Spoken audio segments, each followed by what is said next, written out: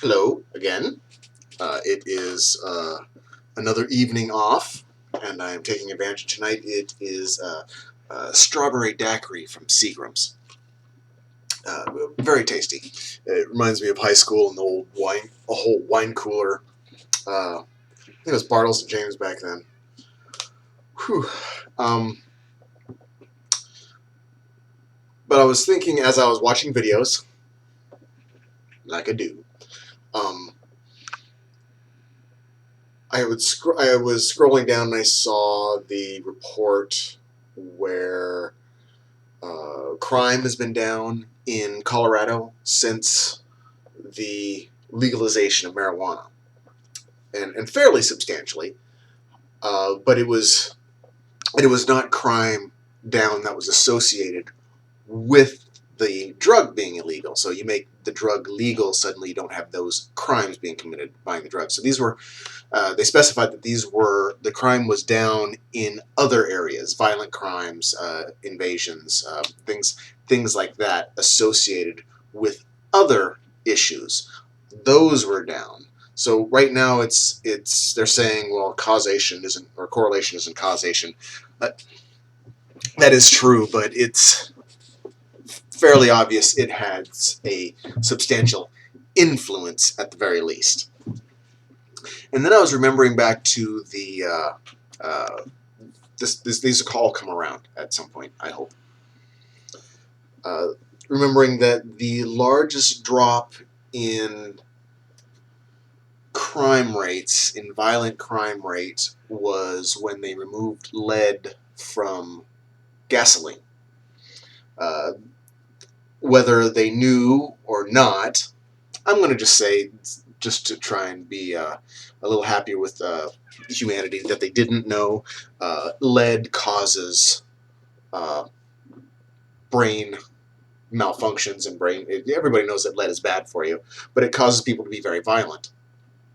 Um, and I don't know if they realized because we were burning it and putting it as a vapor into the atmosphere around us, that was causing our violence. It'd be very depressing if they knew that that's what they were doing and continued to do it. But once they removed the lead from the gasoline, there's a huge drop in crime. So we have a huge drop in crime from a chemical reason. We have a huge drop in crime from an end to prohibition, a criminal reason. Uh, it made me wonder. There's a lot of people that I know that just think humans are shitty, and I have my moments. There are times when humans are shitty, but as time has gone by, like Steven Pinker had noted in The Myth of Violence, I believe is his speech or in his book, that crime rate and violence against man, person against person, has been going down, I believe, at an exponential rate since there was man. But since recorded history, since the earliest records that he was able to find, it's gone down essentially at an exponential rate. So it makes me wonder. At some point, I'm going to go out on a limb and suggest and kind of assume that at some point we're going to discover viruses that cause us to be violent, that cause brain issues. Maybe it's just some sort of virus that causes pedophilia or anger to beat your wife. Or there was a virus that was exposed in Brazil. I think the study was done where people that owned cats, the men were people. I think it was just with the men were extremely aggressive. I just remember the men part of it.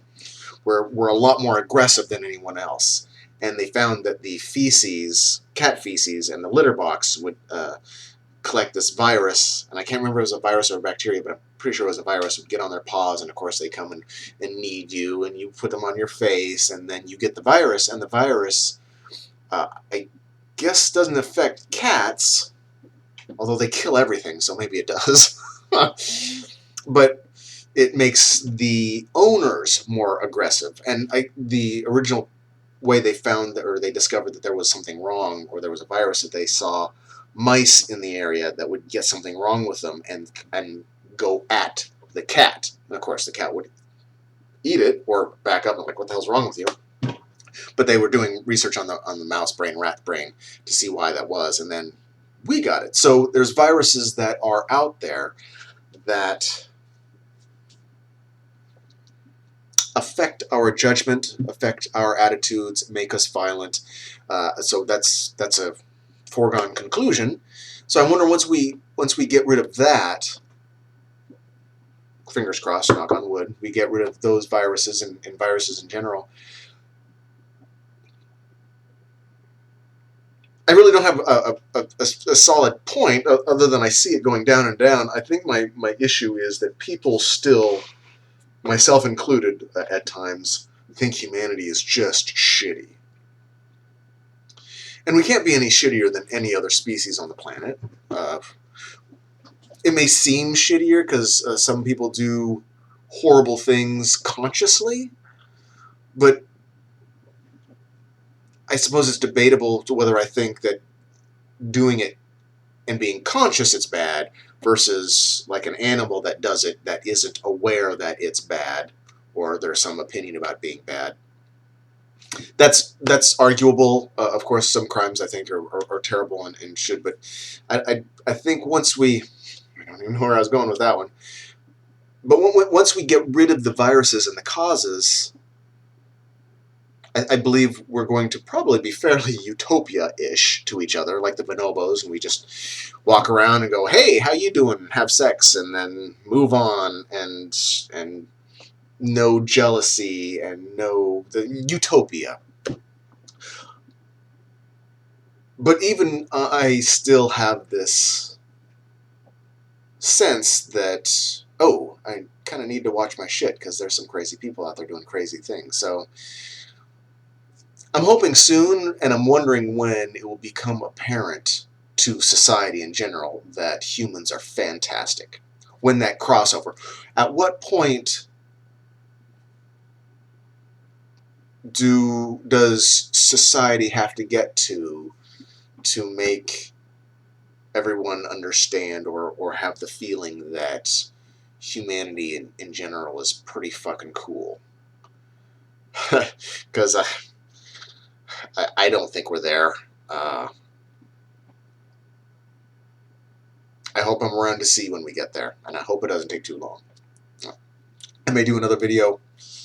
It is, by the way, after all, a night off, and I am imbibing. So something else may pop into my head, and I'll want to spit it onto the camera. Peace. Oh, and do you like the colors a little bit better?